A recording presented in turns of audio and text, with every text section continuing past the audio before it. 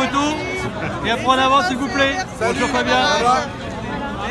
On est mobilisé pour deux raisons essentielles. La première, c'est la question des salaires, puisque la meilleure façon de régler le pouvoir d'achat, c'est d'augmenter les salaires. Et donc, on revendique auprès du gouvernement l'augmentation du SMIC.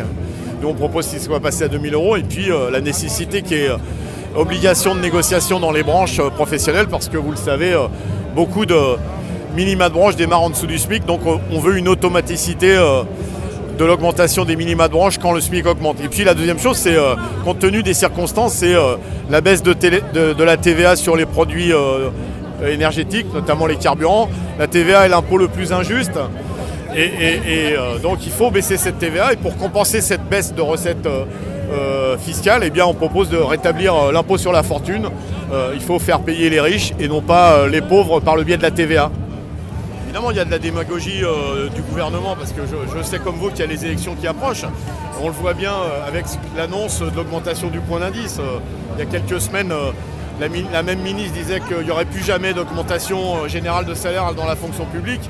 Et à quelques jours des élections, elle annonce que le point d'indice va être augmenté. Je crois que, premièrement, il ne faut jamais négliger les mobilisations. Et les mobilisations, elles pèsent, y compris sur le gouvernement. Et puis, évidemment, il y a la population française en général qui dit qu'il y en a marre d'être les sacrifiés.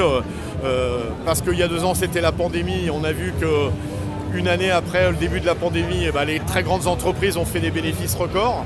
Et aujourd'hui, parce qu'il y a la guerre, et c'est dramatique ce qui se passe en Ukraine, eh bien, on essaierait de nous faire le même coup. Attention, en oubliant qu'en 2021, eh bien, M. Bernard Arnault, par exemple, a vu sa fortune augmenter de plus de 100 milliards, c'est-à-dire plus que le budget de l'éducation scolaire. Écoutez, il peut se sentir ce qu'il veut. Nous, on pousse pour qu'il y ait des mobilisations, y compris pendant cette période préélectorale, et c'est suffisamment rare pour être souligné. Il y a beaucoup de grèves dans les entreprises. La deuxième chose, c'est qu'évidemment, quel que soit le résultat des élections, il faudra se mobiliser, il faudra continuer à se mobiliser. Et puis je pense que par exemple sur ce qu'il vient d'annoncer, l'allongement de l'âge de la retraite, bien, tous les syndicats sont d'accord pour dire pas de retraite à 65 ans. Il faudra se mobiliser unis avec les salariés pour contester le programme de Macron. La légitimité, quand je vois le pourcentage d'abstention prévu aux élections présidentielles, c'est aussi un signe d'exaspération des citoyens et des citoyennes françaises sur les promesses non tenues et les engagements qu'on oublie une fois qu'on est élu.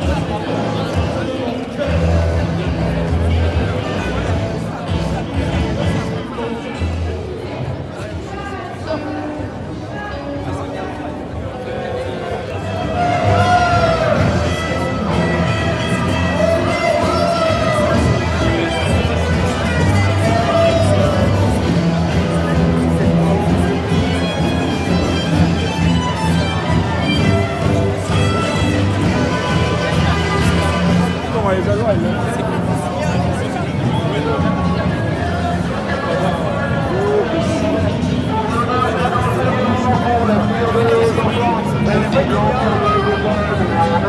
you.